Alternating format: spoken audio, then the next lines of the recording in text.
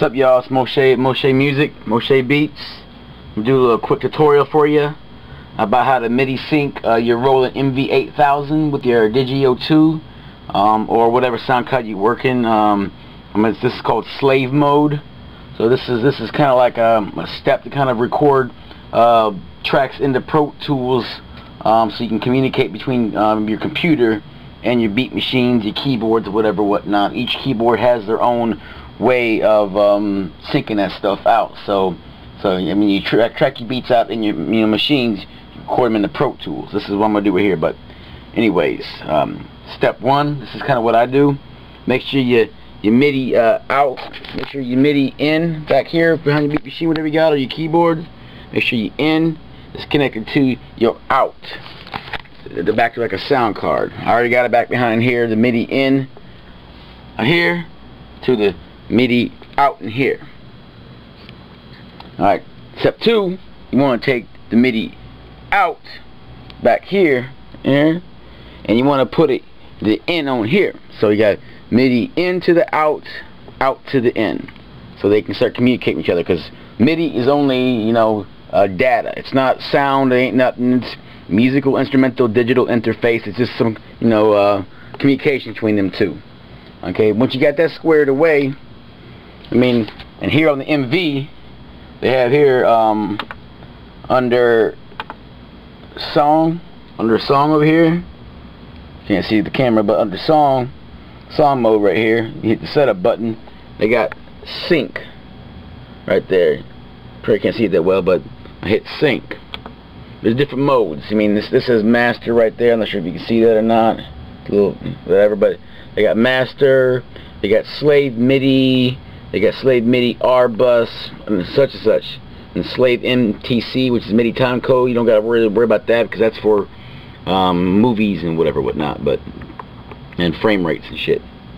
But go to slave-MIDI parentheses MIDI on here, and different keyboards and MPCs and keep whatever you got. I got other beat machines I've used too. That I got my Phantom over here. I do the same exact thing with after I check my beats out. But anyways, change that here, and on here on your sound card, you should see a little flashing. See how it's flashing like that? See, when you turn that off, this mode over here, you probably can't see, but when you change it to master, right here, change it to master, it stops. See that? As soon as you turn on, you know what I'm saying? As soon as you turn on, bam. See flashing, MIDI in. Alright. Now, that's squared away. Now you have a beat. You gotta make sure that this beat is 78 beats a minute. Can't really see that. It's a shitty camera. But 78 beats a minute on this right here. So you want that to match whatever you use in Pro Tools, Logic, Sonar, whatever, Cubase, whatever you use, you know what I'm saying? So I got that 78 too, because you gotta have the speeds match, or that's gonna end up, causing timing issues. I could go on a little bit further about MIDI time offset and a bunch of other stuff, but I don't want to end up confusing you in this first quick tutorial. But I got them two matched together. That's blinking. That's going on, whatnot. Now you might want to check up in your on Pro Tools under setup. You might want to go down to MIDI. Go to MIDI Studio Setup. I got the MV on here. Right here, as you can create an instrument, whatnot. They don't have a preset for MV-8000. I had to make one myself. But you want the input port to be, port 1, input output to be, port 2. Not sure if you can see that. And you got that all squared away. You want to make sure that these are, something's there. You don't want to be none. You want it to be 1 and then 2. So that's the in and the out that we just hooked up. Now, I also want to check out, oh my bad, when you go down to MIDI beat clock, you want to make sure that you got the MV-8000 clicked off. That's the one that you created, and I keep the DigiDesign 02. I got an XP right here I'm using, but you don't really need the Microsoft or the Sound Max. That's their own stock MIDI syncs that they have on here, but we ain't using that because we're using the Digio 2 right here.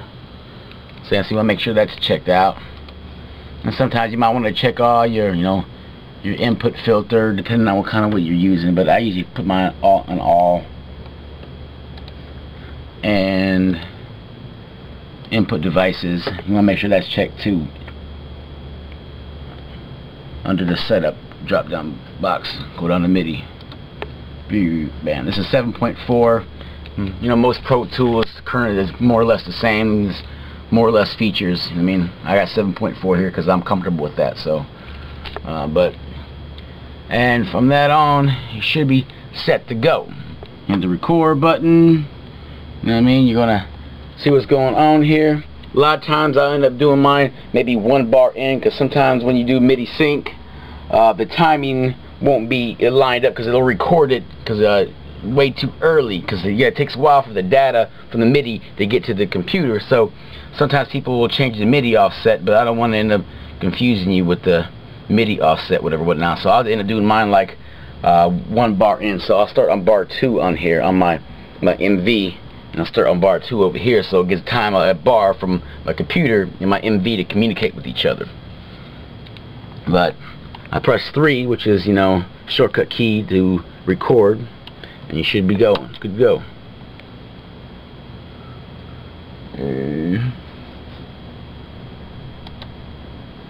I did a little couple bars in.